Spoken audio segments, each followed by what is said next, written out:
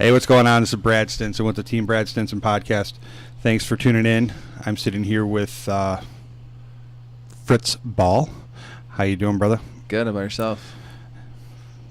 Another fantastic day. It's a beautiful, beautiful day. Fritz is a Marine Corps veteran, a combat veteran, and a realtor here in Grand Rapids. And his story is if you know Fritz, he's a very odd duck. He marches to the beat of a different drum. His story's a pretty cool one, and he wants to share it. So here we go, brother. Have Can't at say it. I've ever had anyone actually call me an odd duck to my face. Well, you get that from me, bro. I got your back. So yeah, I guess going back long ways, really joined the Marine Corps because family kind of comes from a list of military people. What branches? Both my grandpas were in. One was in the Marine Corps, other one was in the Navy. Navy grandpa was in Korea, and my Marine Corps grandpa was in during a time of peace. What do you call that again? Peacetime? Very good. And he was a rifle range instructor, so kind of learned how to shoot from him back in the day. Grew up, always wanted to do it, tried to do it when I was 17. Parents wouldn't sign for me. Tried to do the buddy program with my little brother, but he has some health issues where he couldn't do it. And then finally did it when I was 20 myself. Just was in 2010 when times were a little rough. Yeah, so multiple deployments, and the war in Iraq and Afghanistan is wearing thin.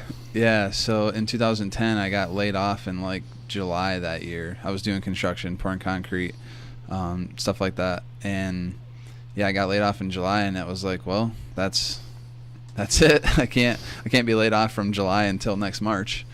So yeah, went to boot camp in October of 2010. And you stepped foot on the yellow footprints. And October 17th or 18th, I think it was. I don't know. You probably joined the 18th and got out the 17th. Yeah, something like that. So yeah, I went to San Diego, where real Marines are made. Yes, sir. Yeah, I actually went into boot camp not really knowing what I was going to do. I kind of had an open aviation contract, and there was like 8 or 9 different jobs that I could have ended up having. And so you went open contract? It was open aviation. Oh, open aviation. Okay. When I sat down with my recruiter, Gonzo, as some of you guys might know him as,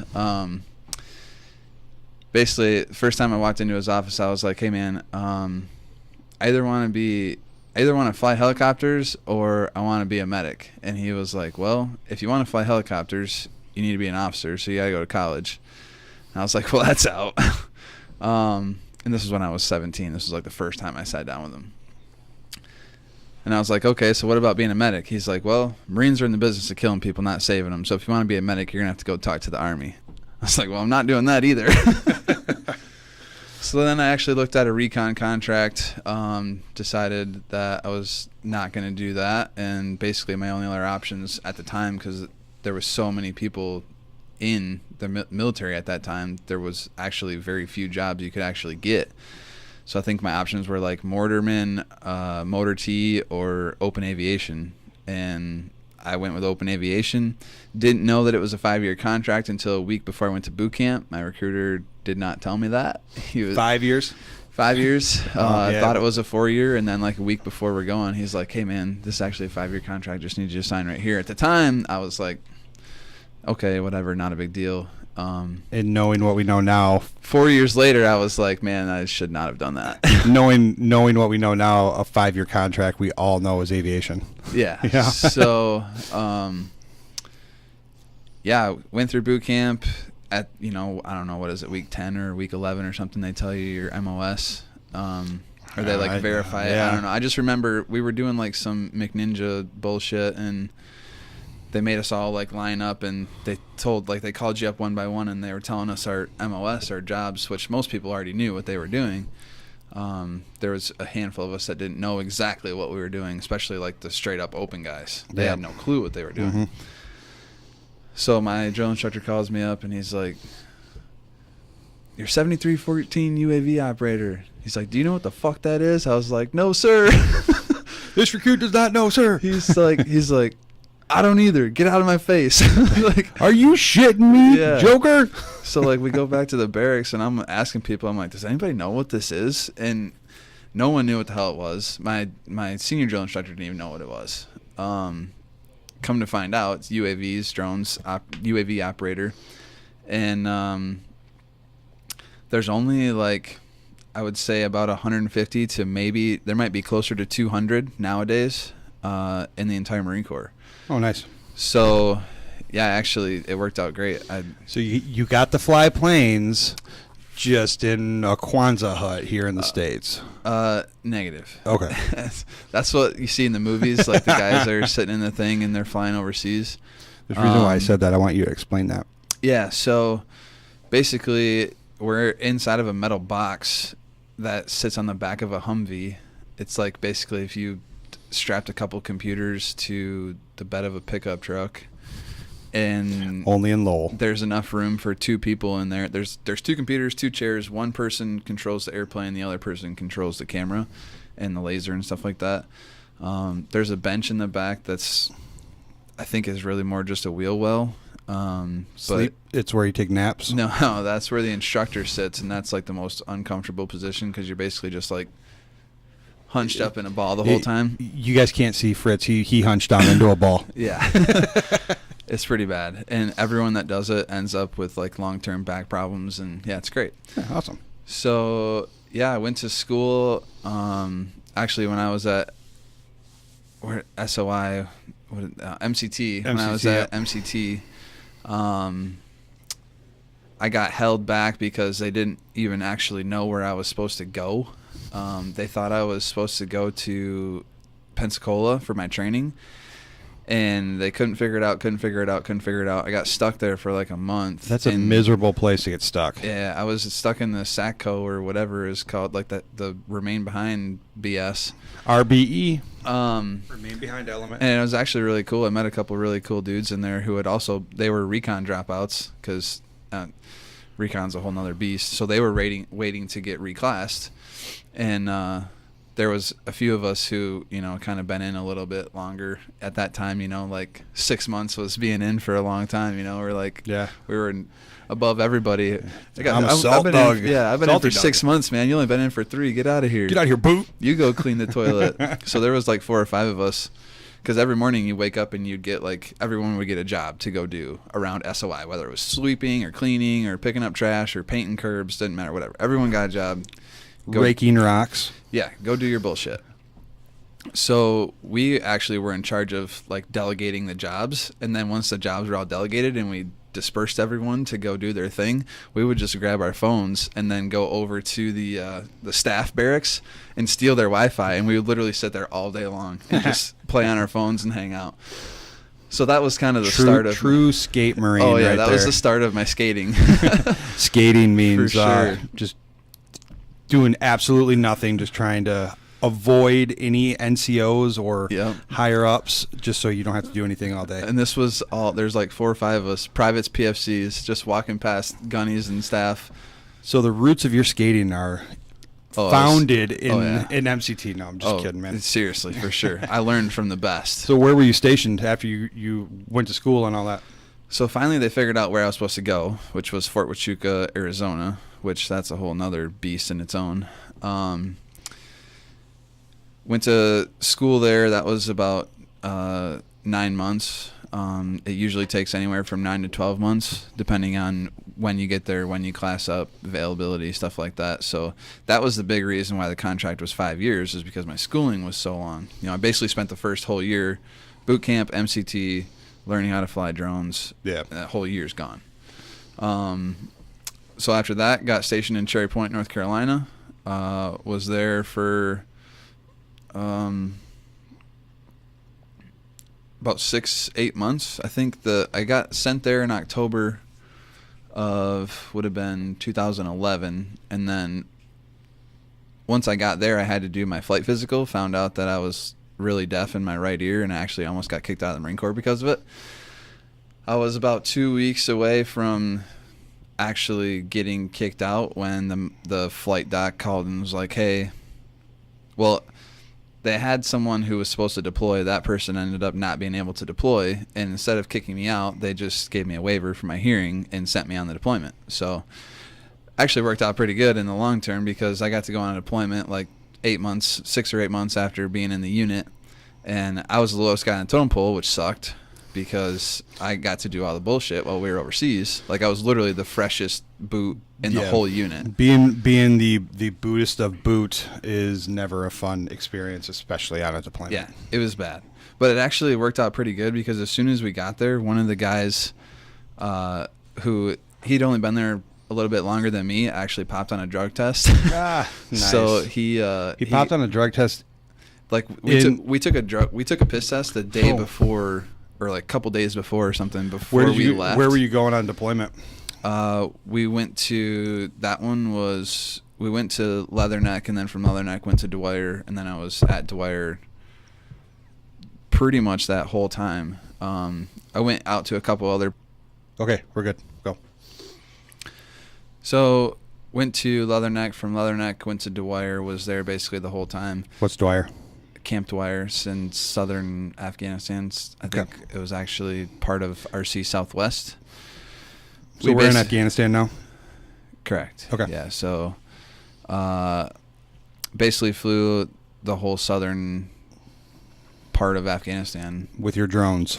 Yeah, we would basically just watch mud huts and wait for people to show up and wait for them to load up what appeared to be bags of bad things and follow them. Hopefully we would be able to get QRF out there to stop them. Were you releasing hell on these guys, or were you just reporting back like we see some Johnny Jihads? It depends on what exactly they were doing. So the goal of watching like a weapons cache or a drug cache was to actually obtain the guys so that we could question them and figure out, where the other stuff is. If guys were doing some stuff like on the side of a road, burying IEDs or whatever, that's a different story. If we're doing like convoy overwatch and then we find some guys doing some stuff, then yeah. But mostly was just watching weapons cache, drug cache, known locations, waiting for people to come pick stuff up. We would follow them, watch them leave, and then send QRF out to intercept them. And QRF is quick response force. Yep. And if QRF couldn't get to them in time, we literally follow them all the way to Pakistan, and we would mark their route the whole way so that we would know exactly what route they were taking. And if we found another car on that route, then it's probably the same situation. Gotcha. So yeah, spent 7 months basically watching mud huts and watch people come and go. And awesome. How many deployments did you end up doing? 2 deployments. So came back from that one in the fall of 2011, and then went again in the fall of 2012 through spring of 2013. And then that one was kind of all over the place. I was Leatherneck, Dwyer, went out to Sangin a couple times, a couple other little fobs, doing some other stuff, helping some guys fly what was called the K-Max. It's actually an unmanned helicopter. There's that now? Well, the Marine Corps had 2 of them, but we broke them.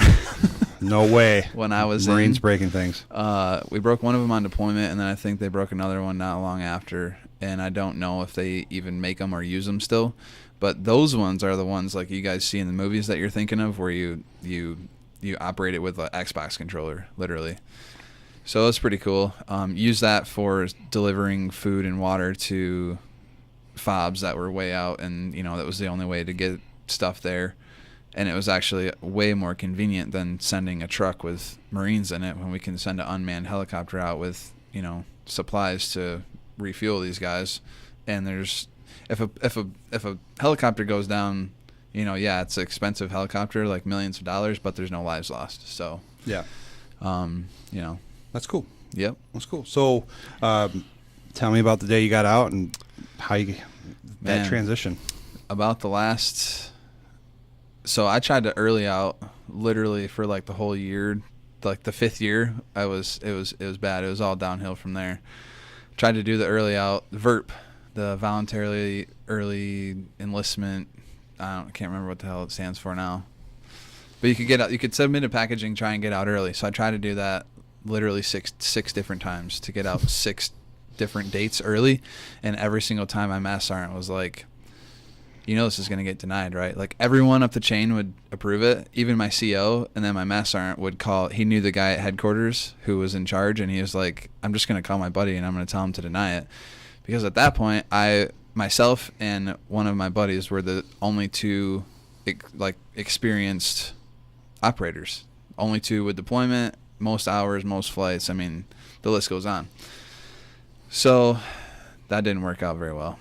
Ended up getting out, I think I had like 2 weeks of leave saved up. So I got out like 2 weeks before. So you had 2 weeks of terminal? Yeah, 2 weeks of terminal or something like that.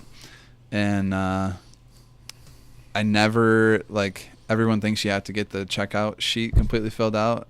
I totally skipped the sergeant major because he absolutely hated my guts and he wanted me to get in my chucks, and my chucks didn't fit. So I said, no, thank you. That's your uniform C. So that always never made sense to me. They always, at boot camp, they give you all your uniforms when you are at like your peak top performance. Yeah. So we all know that, we're not going to be as active as we were in boot camp. So 3 weeks after boot camp, shit doesn't fit anymore. Drank too much beer. Yeah. So anyway, so you transition home, right? Yeah. So I got out.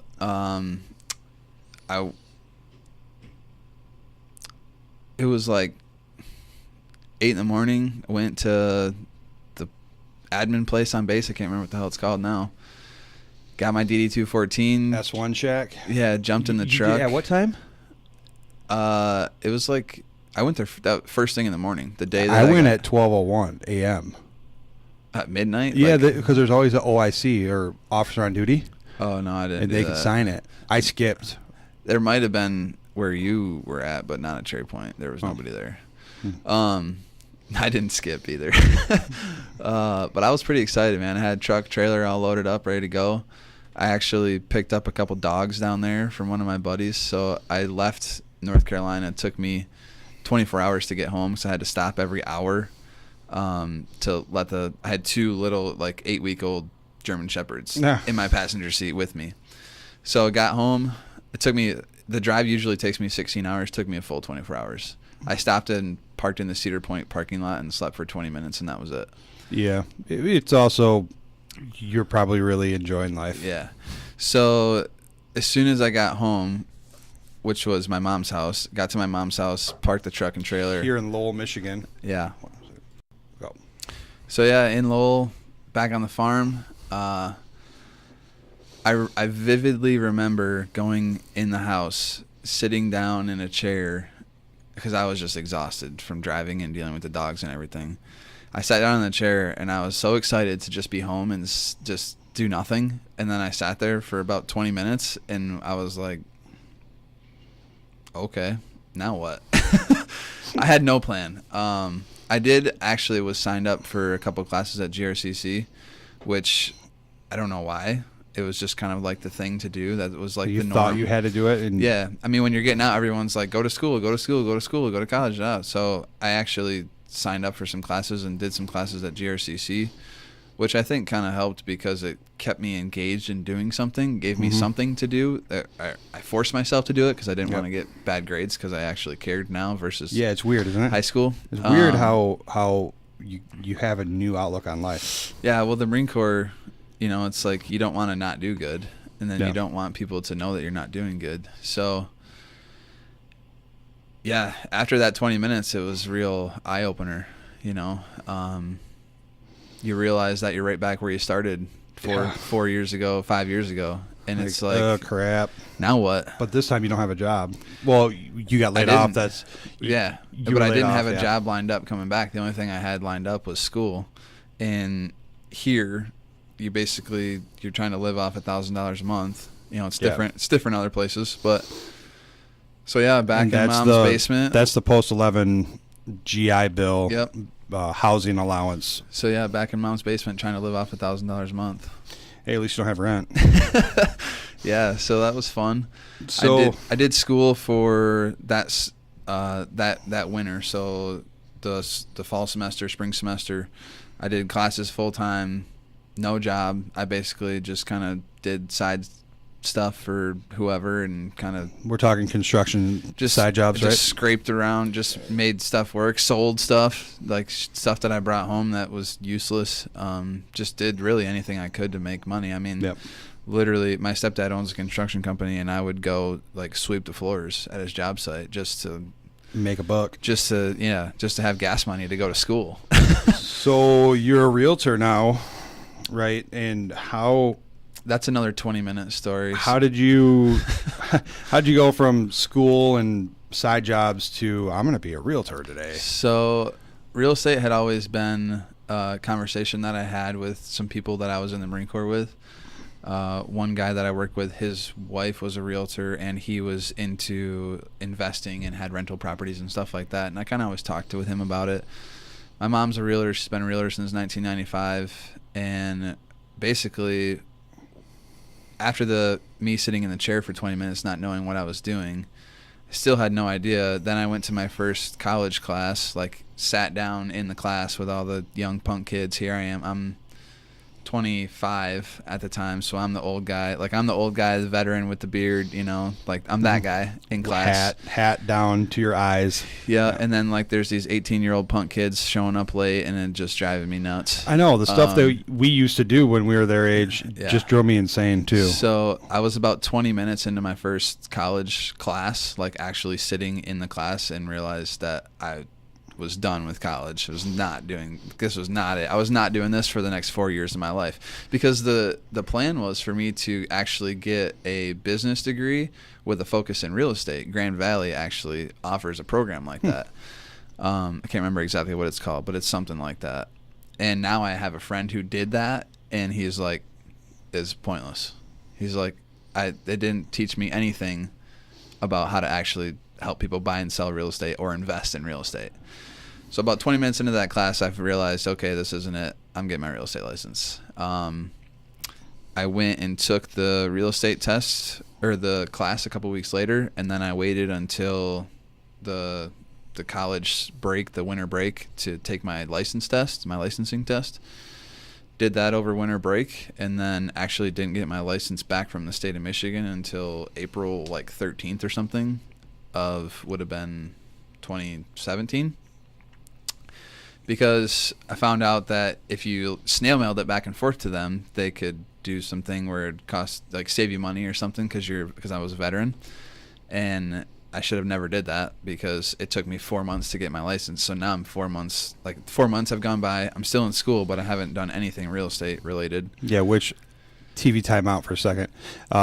The Montgomery GI Bill will actually pay for quite a bit of the licensing fees. Mm-hmm. So please reach out to either myself or Fritz in regards to that, because the last thing I want to see is money holding you back when there's an option for you if you are a veteran and you have the Montgomery GI Bill. Yep. And there's a lot of places where you can actually do the licensing class for free, or it's 50% off or something like that. And then, the state will actually cover your fees. You just got to know how to do it. Correct. I learned how to do it. Now that I know how to do it, I probably could have had it done faster, but I did it after the fact too. After I paid for everything and took my licensing exam as a loan officer, I was like, "Oh, are you kidding me? Oh shit!" Yeah. Right. And I know WMLAR, the West Michigan Lakeshore Association of Realtors, they are very pro veteran as well. Mm-hmm. They offer a whole bunch of discounts and scholarship opportunities for veterans. So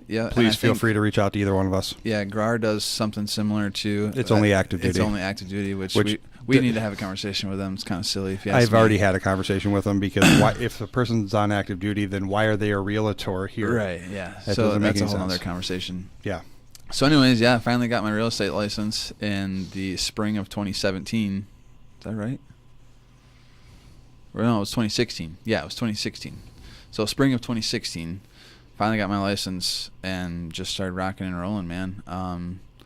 I kind of did I somehow managed to sell one house a month. So whether it was helping someone buy a house or sell a house, And then 2017 is kind of when things really kicked off for me. You know, I put in the legwork. I did the 6 to 8 months of bullshit so that I could finally reap the benefits. And 2017 was a really good year for me. It's not the bullshit. It's Well, it's just putting in the work. Yeah, you got to put in the work. It's You like know? making you rake rocks in the desert. So, I mean, during that time, 2016, I literally, I would be up from 6 in the morning to 1, 2 in the morning. I listened. Gary Vee, I found Gary Vee, and Gary Vee was like a big influence, you know, and it's just like, you know, you put in the work, and shit happens, and people don't see that. They don't know. They think that you just, especially realtors, people think the realtors just fuck off all day, and you know. Well, that's what I think too. No, I'm just kidding. Yeah. Dude. I'm so, you know, it was tough. But yeah, 2017 was a really good year, and then now here we are, 2018. So awesome. What I was very happy to find you online, because it took me. This is that picture right there. Yeah, I have a Marine Corps flag in my office, and I posted something. I don't know what I posted on Facebook. You posted a video or one of your Realtor Recon videos or something, and I saw that in the background. I was like, dude, that's sweet. I need one of those. I think your words were, "That's dope, bro." Yeah. Where'd you get it? And you probably saw that. You're like, who's this? Yeah, I was like, what? And then I went to his profile, because that's what we all do. Don't lie. Yeah. You know, like, who is this dude? And I saw he's a Marine Corps veteran, realtor in Grand Rapids. Yeah. Shit. Yeah. You know, and once we touched base, it was perfect. Yeah. Like, we advocate on a daily basis, right? Yeah. Well, so me more so than you, because I do work and you don't, right? Yeah. No, yeah. So yeah, that was great. And you know, I think in the process of that, we ended up finding a Marine veteran inspector as well. Yes. So we have kind of like this little trio going of Marines. Yes, we need to find. And I actually found a guy who's a Marine who does well and septic and like pumps tanks and all that jazz too. So it's like one more, you know. Well, Michael Morris does that. He does well and septic. I think. He just started doing it. Was it? He does the water testing and some other stuff. Yep. So, but I at least have the guy pumps them too. This guy, he owns the pump company, and now he does the inspections. Awesome. So, what else do you have to say? Like, where are you heading? Like, what are you aspiring to do? The goal is, I did it. I recognize it now. The goal is to just try and help as many veterans as we can in any way, shape, or form. You know, as you know, I'm involved with another foundation. It's called Veteran MX, helping veterans, you know, deal with their issues that way and riding dirt bikes and hanging out. So what with is Veteran veterans. MX? Say again? What is Veteran MX? It's just a group of guys who are veterans who go out and ride dirt bikes every weekend. Where is it located? Time. The guy who started it is out of North Carolina. We have our own little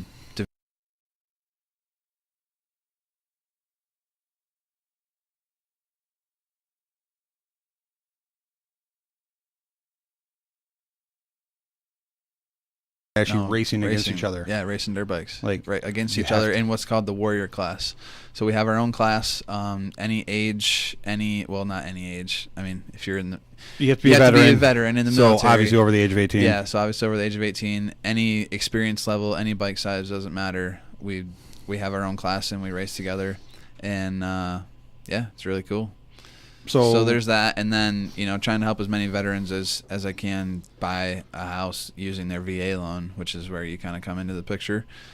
And what have you learned on the VA loan over the last?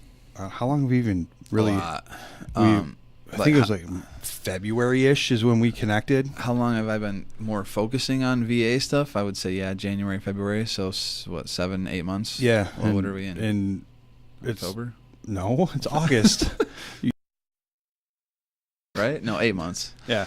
So, yeah. Like, what have you really learned about it? I mean, from pre-January, what were your ideas and about the VA home loan? You just knew it was there? Oh, man, you want to go like when you get out of the Marine Corps or the military in general, I mean, they tell you about it. Yeah, it's a They're thing like called it's TAMPS this, class. There's this thing, like there's a VA loan thing out there, but and it's guaranteed to all veterans. I really knew nothing about it, honestly. Yeah, and then I that's false. did a couple VA loans prior to meeting you and taking your class. I really didn't dig into it or understand it or how it worked, and now, I mean, it's its own beast. You know, it's there's so many other things. Like just the other day, you know, learn that if it's a veteran who wants someone else on the loan, I was going to say something else. You know, they got to have 12.5% down. Yeah, and I didn't know that. well, a lot of people don't even know you can have a non-veteran, non-spouse on the loan. Right. Right. It's 100% possible. Mm-hmm. Right. There's an actual whole chapter in the VA Lender Handbook titled Joint Loans. Right. Right. So And then it just all depends on the entitlement. So yep. And then even, you know, before that, like we were talking about too, is, you know, getting that COE and submitting that and making sure that everything is good to go. What, you know, it could be a difference in 3 or 4 days or 3 or 4 weeks. correct. Which makes a huge difference. COE is the eligibility document, and the eligibility document is the most important piece of paper when you're dealing with a VA home loan. Yep. Because if you do not have the COE, how do we know a veteran's eligible? We don't. A VA home loan will never, ever, ever close without a COE. Right. You could just have someone walk into your office and say, hey, I'm a veteran. Yeah. And then you pre-approve them. They go find a house, get it under contract, and you have no COE. And then next thing you know, it takes you 4 weeks just to get your COE. Now you're not closing for 60 days, and everyone's not happy. And that happens on a daily basis. Yeah. And it's sad. And that's why I do what I do now. I specialize in VA financing because I know the personal effect that it had on me, and I know from personal experience how much we do not want to deal with the VA and what all these forms are, because I mean, for whatever reason, the VA tries to overcomplicate everything. Yeah. Right.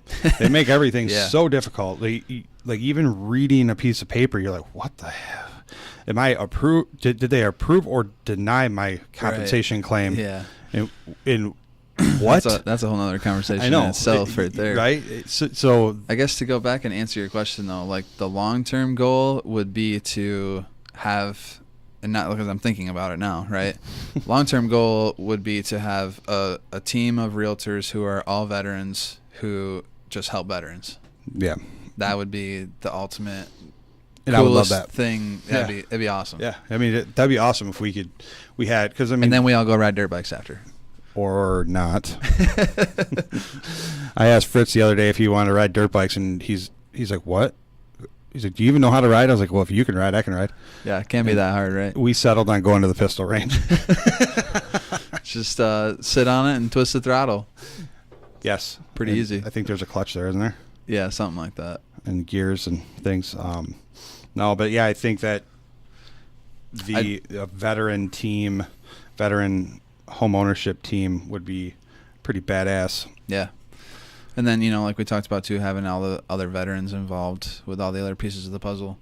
I don't know if we have time or if you want to go back about kind of like the transition part of, you know, transitioning from. If you want to, yeah, it's up to you. You're the one that has to go there, Diva. No, I got time.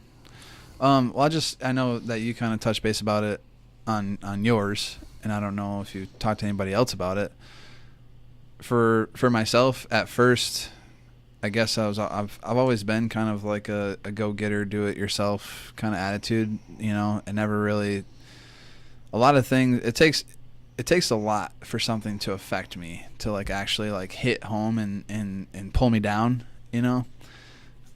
So I would say for the first year or so after getting out, like I said, it was good that I had school because I had something that I had to do. I had to go there. I had to interact with people.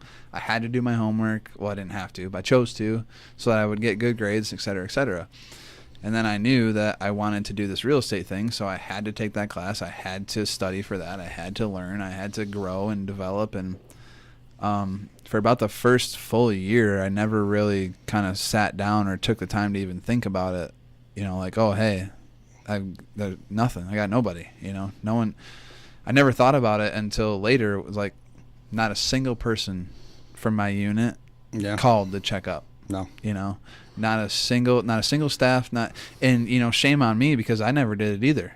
So how can I expect other people to do it when I didn't do it for my junior Marines when they got out? It was just, you don't think about it until it's too late. Because you're too worried about you're too worried about all the other bullshit going on. I mean, because you transition out and you don't have a job, you don't have anything really lined up, right? And then we're so eager to find a job that we just take the first thing that comes across our way, and well, some people they don't have one lined up, and then they get here and they realize they don't have one, and then next thing you know, they just give up completely. Yeah, that's true. And that's where it's like I was saying with the school thing, when you're getting out, if you have something to look forward to or something to go to, even if you're flipping burgers at McDonald's, man, do something, go somewhere, do something, find someone, people, anything, anywhere, be around people, do something, get a job, doesn't matter what it is, sign up for classes. I don't care if you're taking freaking art classes, do something.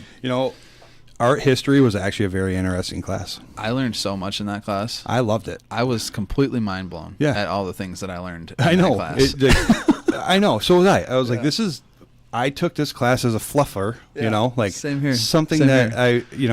I needed this credit. That was the only professor I actually liked too. Yeah, it was amazing how much I liked that class. Like, holy shit, because it was all about history and all the architecture of everything. It's really cool. Like how much history affected art and art affected history, and it was insane. So I really didn't get in a tough situation until about a year later, when it was either.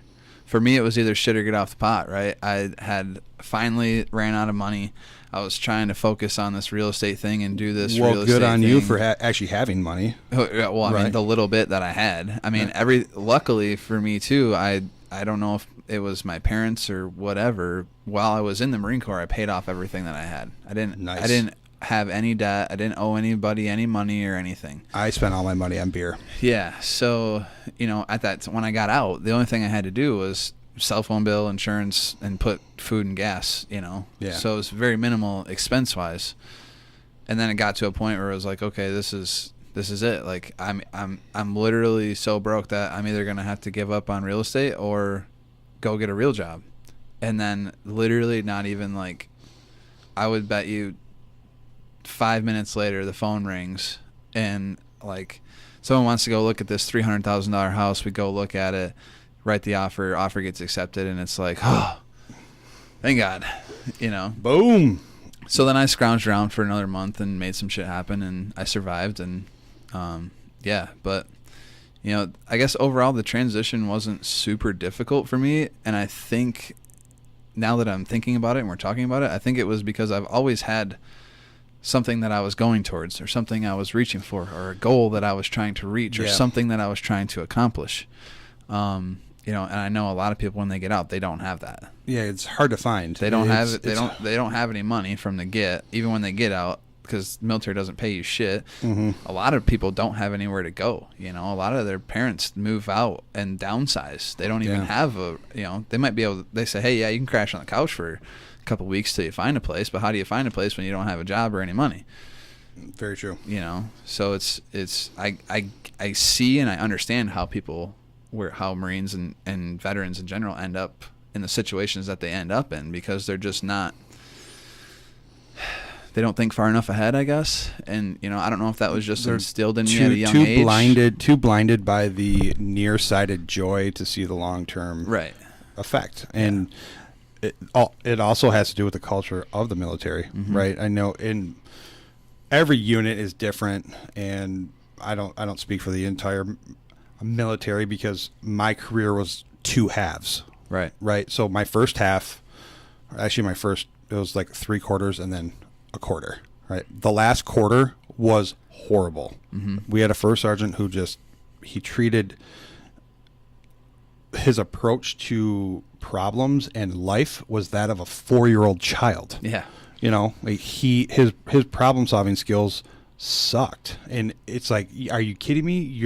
We're deploying to Iraq and your ass is in charge of me. Oh, that's that's across the board. Yeah, man. It's not just but, just you. But the first three quarters of my career, we started off as boots and it sucked, but we grew up together. Right. And so by year 2, we gelled, meshed, grew up together, and we were a well-oiled machine. I mean, how many days can you say when you're back in garrison that you never saw your CO, you never saw anybody higher than a sergeant, right? Oh, I saw them. You see them all the time. That's another thing that was unique with UAVs is I worked from everyone from PFC bootfuck to I flew with my CO every single other day in Afghanistan. I mean, literally, from the bottom to the top of the totem pole, everyone's involved to make happen what we did. Like what I'm saying is, our sergeants and corporals ran everything. Yeah. The staff NCOs and higher, they were out of it. Yeah. Right. So we were a well-oiled machine. We're getting off of work at 11:30 every day. Yep. Right, which is awesome in the Marine Corps. Yeah. Right. And then this first sergeant comes in because we had to change into the guard. You're going to be here from 7 to 5:30 every day, no matter what. I don't care if there's anything that has to be done. Look into how the unit's doing or performing. He just comes in and says, this is how we're doing it. And that is management rule number 1. You don't come in, puffing your chest. That's one of the biggest problems in the Marine Corps is all the people who are in charge now, especially now. Like now that since I joined, it was still, but now that we're 7-8 years into this politics BS and, you can't hit anyone or do anything or actually punish anyone. You can't even take them out to run them and make them barf, it's all just paperwork. Yep. Like that's the result of just trying to punish people with paperwork. And it was great for me because whenever I would get in trouble, I'd be like, go ahead, write me a freaking page 11, NJP me. I don't care. Yeah. Do it. I dare you. Because if that happened, then I won't have to fly. And then I won't have to come to work and I won't have to deal with all you idiots. It was bad. For me, it literally got to a point where I gave 0 fucks and I did whatever the fuck I wanted. And they would threaten me with paperwork and they would never give it to me because if I wasn't there doing what needed to be done, the whole unit literally would not function. And we wouldn't be able to do the things that everyone wanted to do. And I wanted out so bad that I was hoping and praying that they would NJP me and kick me out, but they wouldn't. Good thing they didn't, because that really tarnishes your, whatever. But well, I already had it all planned out. Like all the Marines that I was in with, well, a lot of them got kicked out, and they all had it all figured out. Like you get kicked out with general other than honorable, you go do some community service, and you're good. They switch it to honorable after 60 or 90 hours of community service. Oh, and you're golden. Well, we're not teaching anybody listening how to do that. It might be different now. That was like 4 or 5 years ago. That's not the extent. That's not what we're saying. We're saying is, a lot of people when they transition out, they don't want anything to do with the military, and they were told what to do from the time even. They had no say in what time they woke up, to what they did throughout the day, when they got off work, so when, you just go through 4 years or more of that, it's hard to generate those thoughts on your own. Yeah. So I guess last thing we'll kind of end on this is I was kind of the same way as you. When I got out I would say the first 2 years for sure, whenever we would go somewhere, my girlfriend would be like, "Oh, do you get a military discount or whatever?" And I'm like, "Honey, shut up. I don't want, I didn't want people to know that I was in the military." Yeah. And it's not that necessarily that I was ashamed of it. I just didn't want.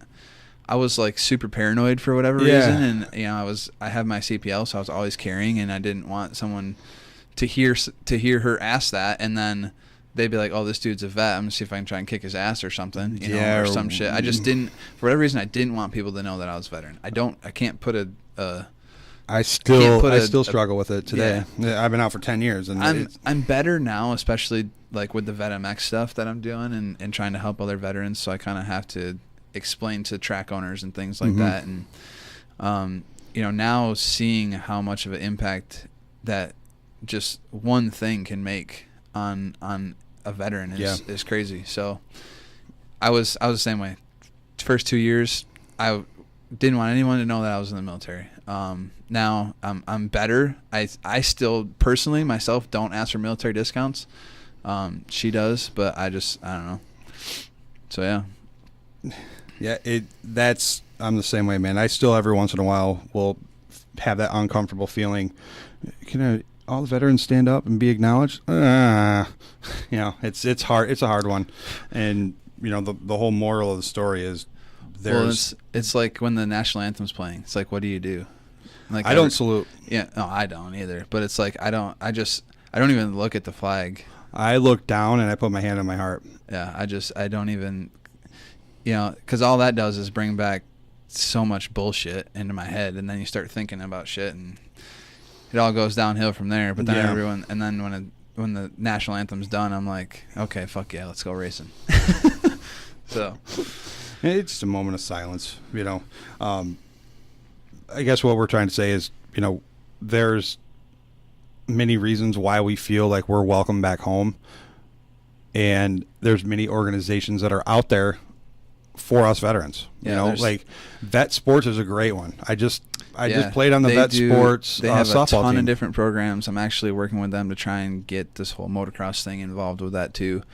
It's a really, really good program. Yeah, and I mean, it doesn't matter who you are or what, As long as you're a veteran or a vet supporter, they want, the whole goal is because they want to get veterans outside of their home, back in an atmosphere where we thrive, a team atmosphere, and just get out and be active. Even the legions, like, I've never been to one until we went and did that thing, and I always just kind of thought they were like this old, nasty, dark, crusty place where all these like World War II veterans were hanging out and drinking beer and smoking cigarettes. Yeah, Vietnam. Just a bunch of grumpy old men, and it took me 2.5 years to even set foot in one. And the only reason I went was because we went and did the thing, but it was a benefits fair. Yeah, it's not nearly as bad as what I expected it to be. I had this image from a movie or something in my head that it was just not this great place to go. And, had I gone to any of them sooner, things might be a little bit different. But the VFWs and American Legions, they have a lot of good things going for them. And I definitely do think it's a great place to start.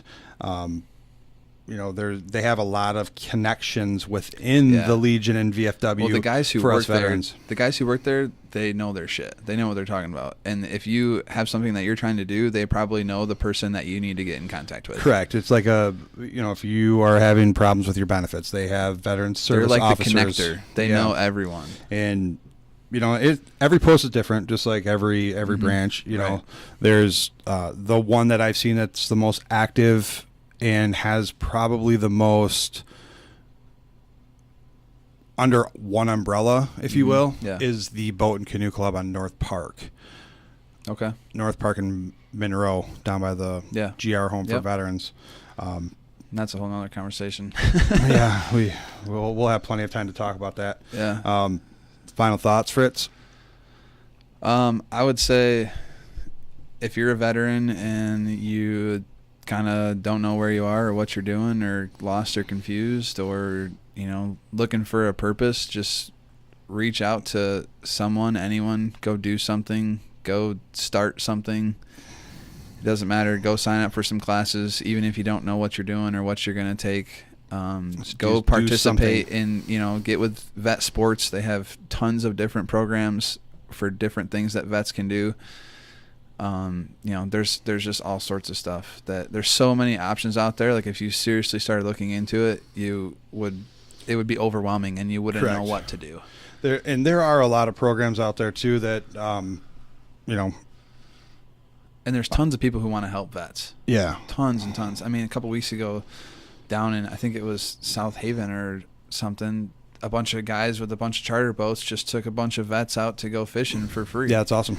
I mean, stuff like that happens all the time, but you will never know those things that are happening if you don't get involved. If you don't go to the VFW, if you don't reach out to myself or Brad to know these things, or, you know, I have a page that's called Grand Rapids Veterans on Facebook. You can join that page too. And we'll link it in the yeah, comments of this. you know, and a lot of times, guys, the page isn't super active with things, but a lot of guys on there know what's going on in the community, and they post try and to. share stuff on there so that people can be informed. And if they want to go, they can go. Like there's some shooting thing coming up in a couple weeks.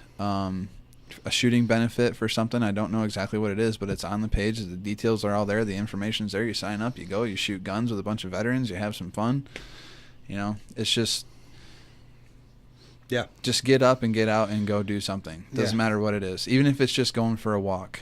Yeah. Speaking of walks, Yeah. veteran suicide, veteran suicide awareness, 92 for like, 22. Same thing. That too. Like, why not? Why would you not do that? Like, if you're a veteran and you can fucking walk, Do it. yeah. Get your ass out there. It's Right. only 13 miles. Yeah, it's nothing in the grand scheme of things. Yeah. I want to have a mass horde of people so we stop traffic.